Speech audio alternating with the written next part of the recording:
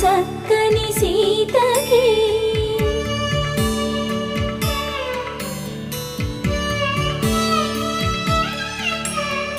ఎర్ర జాబిలి చేయి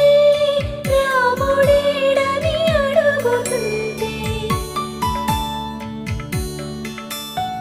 చూడలేదని పెదవి చెప్పే చెప్పలేమని కనులు చెప్పే నల్ల పూసై